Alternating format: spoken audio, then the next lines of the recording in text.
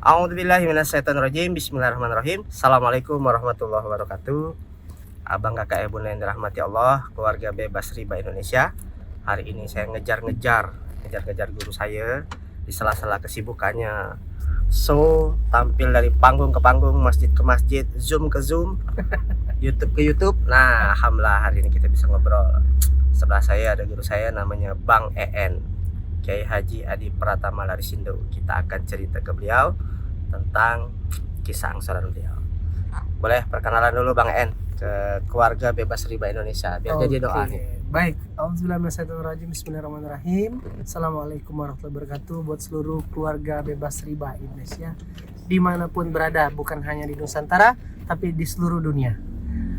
Alhamdulillah, mohon maaf nih Bang Imam dan semua kawan-kawan, baru kali ini kita bisa berkesempatan ngobrol ya kan. Ini pun curi-curi di perjalanan, alhamdulillah. Nah tuh yang goyang apa ya, semoga yang nonton juga sedang merasakan guncangannya. Jadi live jadinya. Jadi kawan-kawan, alhamdulillah lihat video ini tadi. Singkat cerita, saya sehari-hari hari ini diamanahkan berkhidmat di masjid, berkhidmat di pondok. Tapi tentunya perjalanan ini mungkin sampai di titik ini juga sama Bang Imam dengan teman-teman yang lain. Artinya hampir boleh dibilang 80% orang di dunia ini pernah melewati fase kehidupan, yaitu fase kekurangan atau fase hutang gitu Bang. Antum pernah juga Bang? Pernah lah. Pernah juga Mas. Pernah. Berarti banyak kisah angsuran yang bisa dibagi nih Bang. Saya sudah hampir lupa mana saking banyaknya. Jadi kayak gitu. Jadi pertama kali saya tuh berani berhutang sebelum nikah, zaman masih kuliah, waktu beli mobil Bang. Beli mobil. Masih kuliah. Wah, gokil. Nah, saat itu tuh ya memang artinya ketika penghasilan sudah 5 sampai 10 juta per bulan, ngeliat tuh kan belum belajar tentang bahaya hutang, sampai lagi bahaya riba belum belajar. Jadi saya mikir 1,7 juta nih, enggak apa-apa nih. Ini kan saya untuk operasional kerjaan. Nah, ternyata entah kenapa setelah 1,7 juta itu ya 6-7 bulan lah, tapi begitu bulan ke-8 terjadi keguncangan, seling terlambat 2-3 bulan, dan itu amat sangat tidak enak.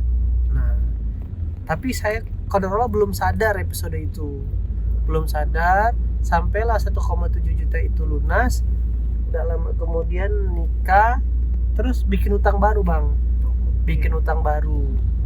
nyicil rumah. Nah kayak gitu, nyicil rumah. Nah kalau saya lihat di posisi sekarang, kalau saya belajar di posisi saya sekarang dan mencoba mengingat posisi yang lalu tuh, ya Allah ya, betapa bodohnya aku nih hidup hanya untuk menyelesaikan masa lalu. Itu tak enak kawan-kawan, hidup detik ini tapi untuk menyelesaikan keputusan masa lalu, itu amat sangat tidak enak. Nah seperti itulah, sampailah klimaks itu Bang, dari 1,7 juta, habis itu menikah.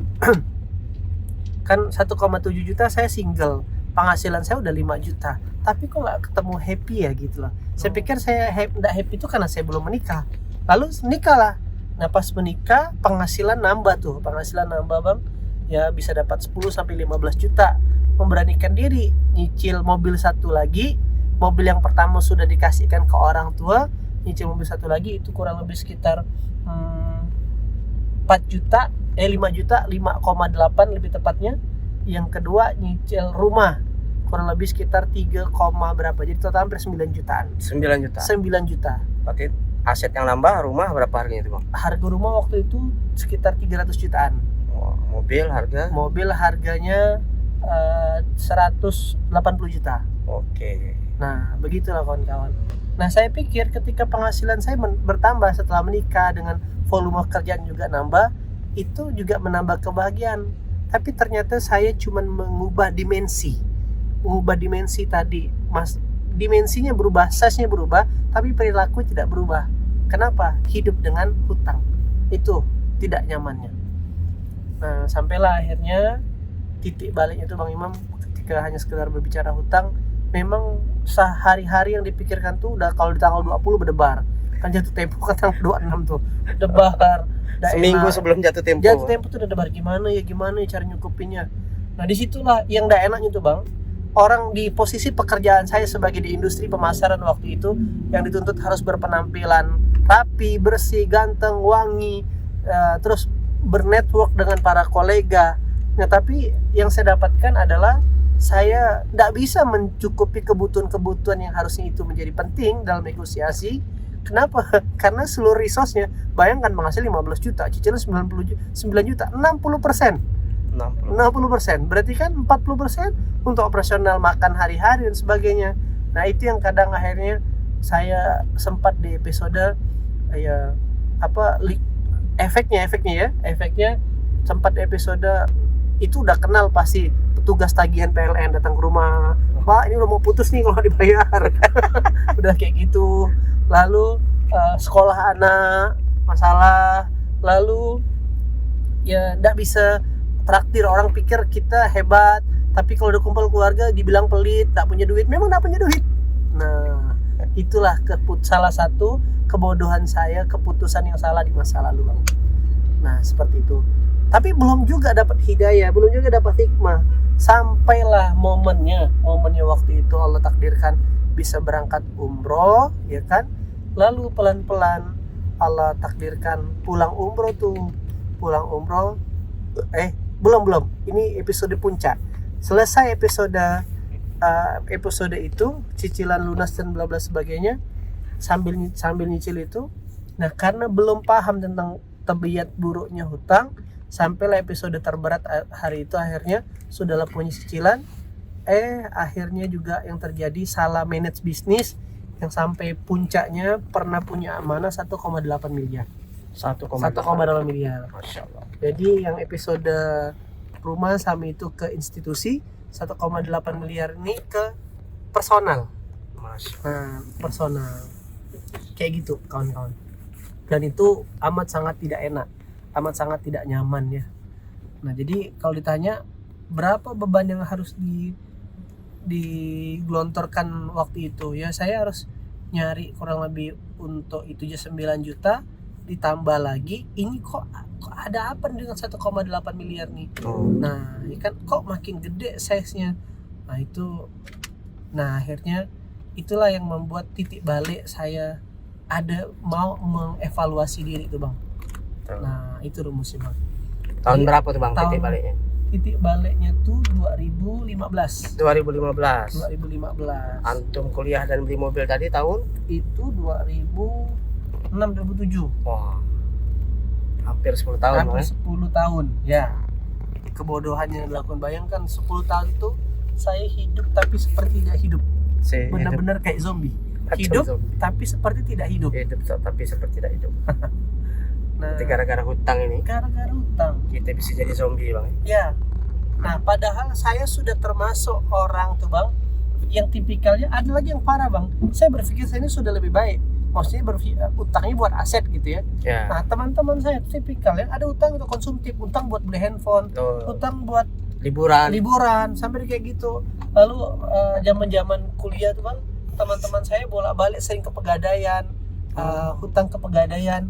Saya enggak ngerasa aku ini kan, Bang, benar, karena informasi yang saya dapatkan waktu itu, salah satu cara untuk memiliki aset ya utang. Nah, itu informasi yang beredar. Informasi itulah menjadi data, jadi pengetahuan, dan menjadi sebuah sistem keyakinan. Tapi kok akhirnya saya tidak merasakan kebebasan hidup gitu loh ceritanya. Bahkan teman-teman saya, Bang, yang kuliah, ketika mau lebaran, mau pulang kampung, daripada pusing motornya taruh di mana, dia taruh ke Pegadaian dan dapat duit. Allah, sampai segitunya? Sampai segitunya, Bang. Lalu pada saat mau balik lagi ke kota tersebut, dia kasih tahu orang tuanya, "Mak, motorku gadai," gitu. Itu masih mending, Bang, jujur. Ada lagi yang tipikal, mungkin bukan gadai motor ya. Iya, saya ingat beberapa teman-teman saya gadai laptop, gadai apa. Terus udahlah dia masuk ke, kalau Pak di keilmuan sekarang riba. Yang kedua, dia bohong sama orang tua ya, "Mak, ada praktikum, Mak." Uang praktikum itu uang praktikum.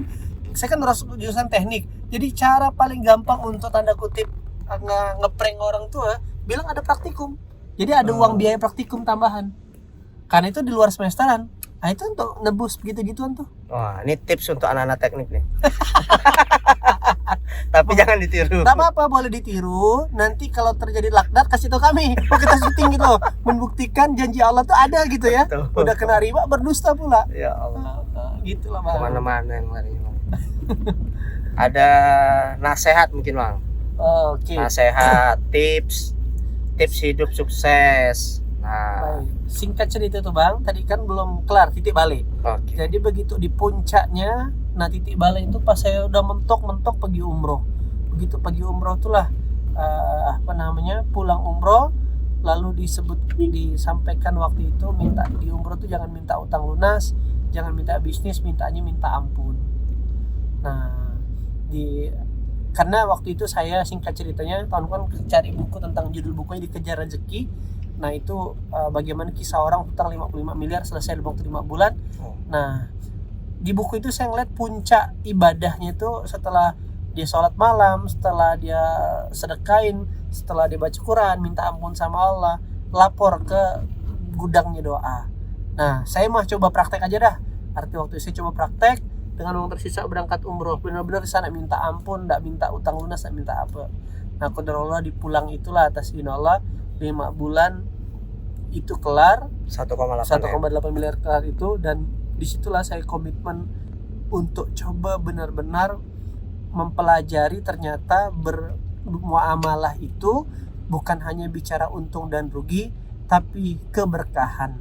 Nah keberkahan itu variabelnya adalah harus ikuti hukum-hukumnya Allah. Nah, karena bicara muamalah ini, bahkan Sayyidina Umar mengatakan jangan pernah masuk pasar kalau belum tahu belajar fikih muamalah. Itu kenapa ada surat Qur'annya, wailul lil mutaffifin, celakalah bagi orang-orang yang curang. Alladzina idza qtalu 'alan nasi yastawfun, apabila dia membeli sesuatu, dia ingin dapat sesuatu, dia bayar mendapatkan sesuatu, dia mintanya lebih. Ya kan? Tapi kalau gantian dia yang menjual, dia kurangi. Nah, dalam skop pekerjaan saja, kalau dia ingin gaji, pengen bonus, dia mintaan cepat. Tapi giliran kerja effort kerjanya, nah ya kan jam 7, jam 8 absen, jam 9 udah keluar. Ya kan nongkrong sama kawan-kawan, atau harus jam 5 pulang, jam 4 udah pulang. Itu pengaruh dengan keberkahan. Itu baru berbicara keberkahan. Lalu lagi di ayat yang lain Allah bilang ahalallahul bai'a wa harrama riba, Allah menghalalkan jual beli dan mengharamkan riba. Nah halal begitu kawan-kawan buat teman-teman yang hari ini sedang berjuang untuk menjemput rezeki. Jadi begini, menjemput rezeki, mengejar karunia Allah itu hukumnya wajib. Karena dalil yang lain Allah bilang fa idza qudiyati sholatu fantasiru fil ard wabtaghu min fadlillah wazkurullaha katsiran la'allakum tuflihun. Surah Al-Jumu'ah, surah 62 juz ke-28 ayat ke-10. Fa iza qudiyati shalah, apabila selesai salat, ya kan, maka bertebaranlah di muka bumi ini. Suruh mencari karunia. Berarti ada ayatnya yang menegaskan kita untuk serius mencari rezeki. Nah, jadi saya tidak pernah mengatakan, maksudnya tidak lagi mengatakan neraka ente buat ente yang sedang ngejar dunia, bangun perusahaan, bangun bisnis. Enggak, karena ayatnya ada. Hanya saja kawan-kawan, ayat ini hanyalah satu di antara 6.236 ayat yang lain. Masih banyak perintah yang harus dikerjakan. Ya, kayak Bang Imam ya kan, Bang Imam ini kan Allah amanahkan mengurus zakat, infak, sedekah dan wakaf. Itu baru beberapa ayat di Quran. Nah, itu tetap jalankan maksimal. Nah, jadi kawan-kawan, buat yang sedang berjuang menjemput rezekinya Allah, maka cara yang terbaik, ending dari rezeki yang benar itu harus menghadirkan ketenangan dalam hidup. Kalau valuasi rezeki adalah jumlah, maka korun yang masuk surga. Kalau valuasi rezeki adalah jumlah, maka kita banyak melihat orang-orang kaya kenapa mereka masih bernarkoba, orang-orang kaya kenapa masih mendekati zina, ya kan, mencari hiburan. Kenapa? Karena ada sisi software dalam diri manusia yang itu menjadi sebuah kebutuhan sebagaimana orang lapar, yaitu ketenangan. Fitrahnya manusia cari tenang. Nah ternyata orang pikir cari tenang itu dengan nominal yang banyak. Cari tenang itu dengan cara istri cantik, suami ganteng, punya jabatan. Ternyata saya sudah banyak ketemu orang-orang seperti itu di puncak jabatan, di puncak karir, di puncak prestise, di puncak kekayaan, mereka tidak tenang. Nah maka pastikan rezeki yang kita dapatkan, harta yang kita bawa balik ke rumah itu menghadirkan sakinah dalam kehidupan kita. Masya Allah. Nah, dan itu hanya bisa dikerjakan kalau goalsnya keberkahan dan mengikuti sunnatullah yang sudah Allah ajarkan. Terakhir, sempurna Allah tuh ciptakan sistem. Apa itu? Kalau di kantoran jam jam kantor jam 7 jam kerja, maka jam rezeki, jam untuk mendapatkan rezeki itu as-salatu khairum minan naum. Oke. Bangun subuh itu kenapa Rasulullah mengatakan kepada Fatimah anaknya, kalau kau tahu subuh ini ada sesuatu yang istimewa, merangkak pun kau kerjakan ke masjid. Maka wahai saudara-saudara saya, keluarga Bebas Riba, Bebas Hutang se-Indonesia, cara perbaiki yang pertama, memang tidak ada hubungannya dengan secara direct menyelesaikan hutang, perbaiki sholat subuh, karena di situ ada keberkahan waktu. Setelah sholat subuh, jangan bermalas-malasan. Belum punya pekerjaan, bingung, silaturahmi saja. Nah, main ke tempat teman, tapi jangan pernah menunjukkan kesusahan. Wa idza masahu sarru jazu'ah, jangan pernah menunjukkan kesusahan. Nah, oke. Setelah silaturahmi, ya kan? Nah, main lagi. Kalaupun ada yang silaturahmi belum punya kerjaan, yang sudah punya kerjaan, kerja dengan serius. Begitu azan berkumandang, sholat lagi sholat zuhur. Nah, habis sholat zuhur, bertebar lagi ke muka bumi. Habis itu cari karunia, silaturahmi lagi, presentasi lagi, nawarin produk lagi, marketing lagi, selling lagi, azan lagi, jangan sampai dilalaikan. Karena surah An-Nur ayat 37, laki-laki yang tidak dilalaikan dari sholatnya karena perniagaan. Sholat lagi. Habis selesai sholat asar, menyelesaikan aktivitas sore, bikin laporan, evaluasi sebagainya, sampai jam 5, ya kan? Maka stop aktivitas dunia. Karena Allah mengatakan di surah An-Naba, ya kan? Wa ja'alna laila libasa, malam untuk jadi istirahat. Wa ja'alna nahara ma'asa, siang untuk cari tempat penghidupan. Jadi kalau mau cari karunia tuh ya siang sebenarnya. Ini uzur ya, kecuali orang-orang yang urus orang sakit atau apapun kayak gitu ya. Shift malam. Nah, tapi kalau hal yang sifatnya memang tidak ada uzur kayak gitu, ya ikutilah aturan ini. Karena siang, innalaka fin nahari sabahan tawila, kami tahu siang tuh kamu akan sibuk. Kenapa? Karena siang tuh untuk mencari karunia, kawan-kawan. Nah, kalau karunia itu kita paksakan cari malam, sebenarnya kita sedang memaksakan rezeki kita, kayak gitu loh. Sehingga yang akhirnya yang terdapat bukan sehari rezekinya, tapi bisa jadi kotoran-kotoran, ampas-ampasnya. Nah, sesempurna itulah Allah tuh menciptakan aturan malam istirahat, waktunya menutup diri dari urusan dunia, mendekatkan diri kepada Allah. Pada menurut hitung-hitungan rasa-rasanya tak ada uangnya, tapi disitulah pintu-pintu keberkahan. Di waktu yang sama, Allah dan para malaikatnya sedang bekerja, sedang membukakan jalur-jalur, network-network yang lain, sehingga pagi besoknya kita jadi produktivitas. Tiba-tiba dapat orderan, tiba-tiba ketemu teman lama, tiba-tiba dapat project. Begitulah deh kawan-kawan semuanya. Ya, jalankan sistem Quran 24 jam, insya Allah tidak ada yang salah. Dan alhamdulillah 5 tahun terakhir ini kawan-kawan semuanya saya merasakan inilah benar-benar hidup. Jadi kalau orang tanya kapan, kalau orang kan bilang kuliah SMA tuh momen waktu terbaik. Kalau bagi saya inilah waktu terbaik dalam kehidupan saya, dan saya sedang menikmatinya kayak gitu loh. Kecukupan rezeki, kebahagiaan, ketenangan, ya kan, punya saudara-saudara seiman. Amin. Dan perjuangan terus hari demi hari dihabiskan hanya untuk mendekatkan diri kepada Allah. Semoga keluarga besar daripada keluarga Bebas Riba Indonesia ini, insya Allah bukan hanya saya, Bang Imam, dan seluruh kawan-kawan yang lain sudah pernah buktikan. Kini giliran antum semuanya.